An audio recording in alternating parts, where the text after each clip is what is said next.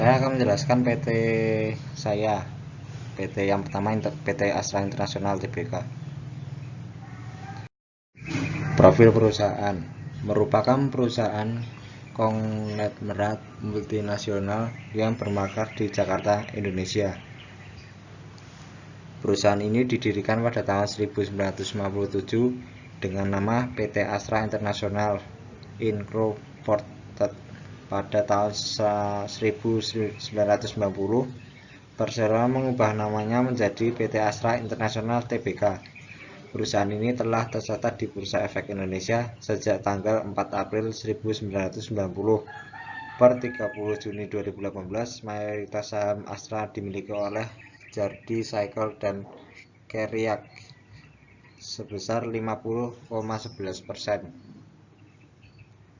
PT Astra International didirikan di Jakarta pada tahun 1957 sebagai sebuah perusahaan perdagangan umum dengan nama Astra International dalam rangka penawaran umum perdana dalam saham perseroan kepada masyarakat yang dilanjutkan dengan pencatatan saham perseroan di Bursa Efek Indonesia dengan menggunakan ticker.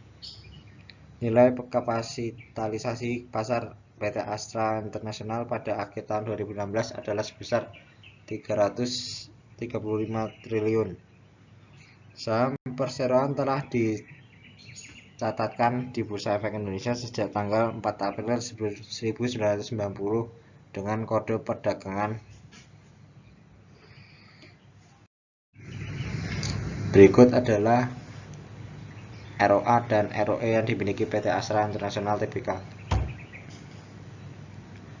Pada tahun 2015 sebesar 6%, 2016 sebesar 7%, 2017 sebesar 8%, sampai 2019 sebesar 8%. Lalu ROE yang dimiliki PT Astra International sebesar di tahun 2015 12, 2016 13, 2017 15, 2018 16, 2019 14. Penjelasan. ROA terus menjadi tinggi hingga industri terus menjadi efektif dalam mempergunakan peninggalan ataupun sumber daya yang dipunyai untuk menciptakan laba. ROA normal menunjukkan industri efektif dalam rangka menunjukkan asetnya. ROE terus menjadi besar, maksudnya menjadi efektif dalam memakai modal yang ditanam investor. Dari informasi PT Astra International hadapi penyusutan serta peningkatan ROE yang naik pada tahun 2015 hingga 2018. Setelah itu turun pada tahun 2019. Bisa dibilang PT Astra mempunyai sistem yang normal. Net income tahun 2015 sebesar 15.613, 2016 18.302, 2017 23.121, 2018 sebesar 27.372, 2019 26.261. Beberapa tahun PT Astra International mengalami laba dalam 5 tahun terakhir. Jadi kinerja PT Astra dapat dikatakan semakin bagus. Liabilitas to aset. Liabilitas to peninggalan ratio senantiasa sepanjang 5 tahun. Nilai liabilitas ke peninggalan ke ratio tidak lebih 100%. Bisa dikatakan kemampuan industri yang melunasi utang menggunakan asetnya dikatakan baik karena stabil 0,5 sampai dari 2015 sampai 2019. Earning per share 2015 357, 2016 374, 2017 466, 2018 535, 2019 536. Industri terus mempunyai banyak uang buat diinvestasikan kembali ataupun dibagikan ke power saham. Earning per share yang bertambah menunjukkan investor hendak memperoleh pemasukan meningkat. Laba perusahaan investor meningkat. Jumlah dividen dibagikan. Tahun 2015 7,2, 2016 7,16, 2017 7,48, 2018 6,23, 2019 8,66 triliun. PT Astra International teratur memberikan dividen kepada investor setiap tahunnya. Pasti saja menunjukkan PT Astra mempunyai laba bersih untuk yang lumayan besar. Kapitalisasi pasar. Dari data yang ada 2015 tidak tercantumkan. 2016 294 triliun, 2017 336 triliun, 2018 332,98 triliun, 2019 273,2 triliun. Kapitalisasi pasar PT Astra tercantum besar, masuk di antara top 10 emiten dengan kapitalisasi pasar paling tinggi. Volume penjualan bisa dilihat di layar bahwa volume penjualan terbilang bagus bila dibanding dengan industri yang bergerak di bidang yang sama.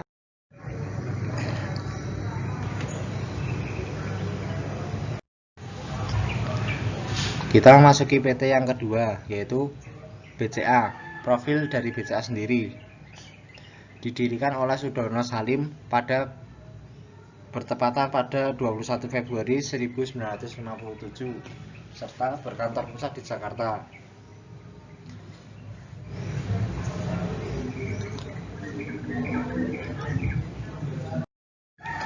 ROA dilihat dari laporan keuangan di Bank BCA. Jika ROA di tahun 2015 sampai 2019 di atas normal ataupun normal, bisa disimpulkan bahwa ROA suatu industri normal menampilkan kalau keahlian industri yang diciptakan laba dari pemakaian sumber energi ataupun aset yang dipunyai terus menjadi efektif, serta industri tersebut dikelola dengan efektif. ROE dari informasi laporan keuangan yang dimiliki oleh Bank BCA pada tahun 2015 sampai 2019 menampilkan jika ROE industri tersebut normal atau bisa dikatakan tidak menghadapi penyusutan yang sampai tajam atau drastis. Berarti bila sesuatu industri tidak menghadapi penyusutan yang tajam, bisa dimaksud industri tersebut menciptakan laba dari investasi pemegang saham di industri tersebut masih terbilang wajar. Net income dari ikhtisar keuangan Bank BCA tahun 2015 sampai 2019 tercatat net income industri tersebut dihadapi kenaikan dari tahun ke tahun, menampilkan jika laba dari industri tersebut terus bertambah di tiap tahunnya, sehingga dimaksud kalau kinerja industri tersebut sangat baik.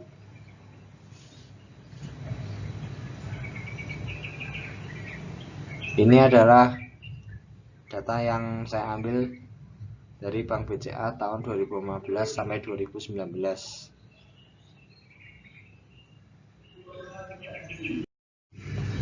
Liabilitas dari informasi keuangan Bank BCA tahun 2015 sampai 2019 tercatat liabilitas to equity ratio serta liabilitas to asset ratio menyusut di tiap tahunnya.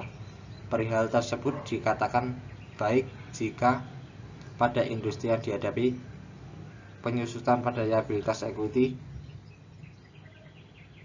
serta liabilitas to asset ratio menyusut bila dimaksud kalau utang industri menjadi kecil tiap tahunnya.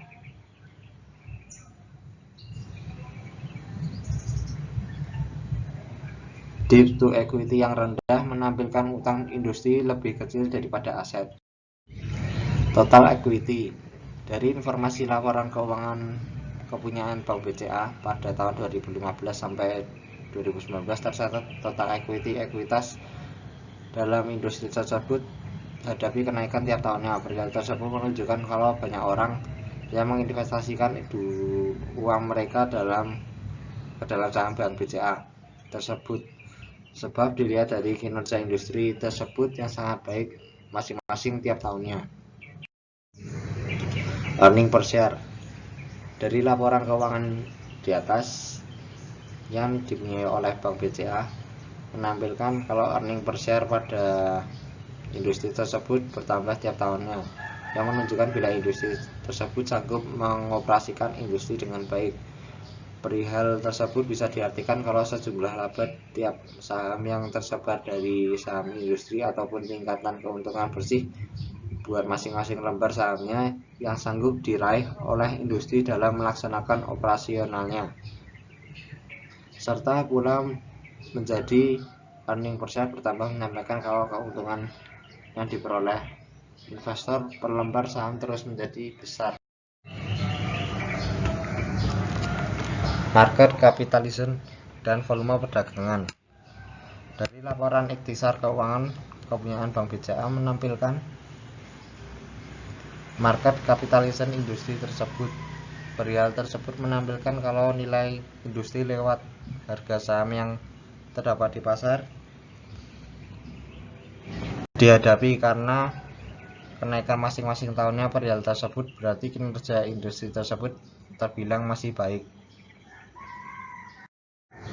Ini datanya.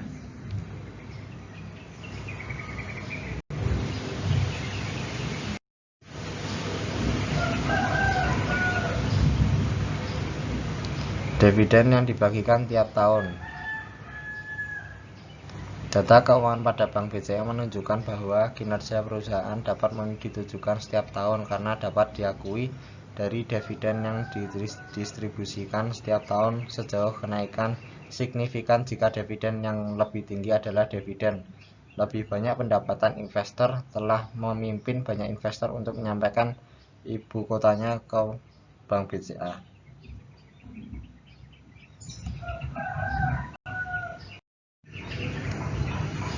Kita memasuki PT yang ketiga, yaitu PT Gudang Garam.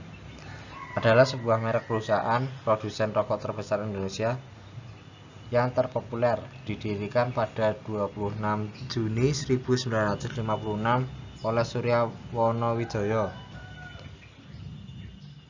Perusahaan rokok ini merupakan peringkat pertama dan terbesar kelima di Indonesia menurut tahun pendiriannya jika dibandingkan perusahaan rokok nasional lainnya seperti Nozorono dan Jarum di Kudus.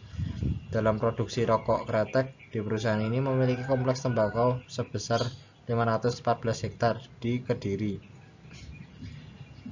Gudang Garam didirikan pada 26 Juli 1956 oleh Jojin Hawi atau Surya Wonowijoyo. Sebelum mendirikan perusahaan ini, saat berumur sekitar 20 tahun, ia mendapat tawaran bekerja di pamannya di pabrik rokok Enfield Cap 93 yang merupakan salah satu pabrik rokok terkenal di Jawa Timur pada waktu itu. Berkat kerja kerasnya dan kerajinan, dia mendapatkan promosi dan akhirnya menduduki posisi direktur di perusahaan tersebut. Ini adalah ROE-nya. Menandakan produktivitas kerja dikelola dengan efisien. Dengan dari laporan juga negara ini pada tahun 2015-19 sempat mengalami penurunan tetapi tidak mencapai angka di bawah 0, menandakan kinerja masih cukup baik.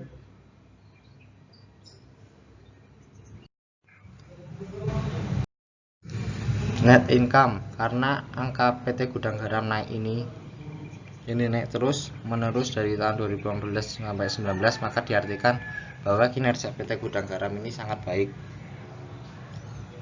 2015 sekitar 6,4, 2016 6,6, 2018 2017 7,7, 2018 7,7, 2019 10,8. Liabilitas. Dari data keuangan di atas 2015-2019, liabilitasnya dapat diartikan dihandle, dibayarkan tetapi tidak merugikan perusahaan tersebut.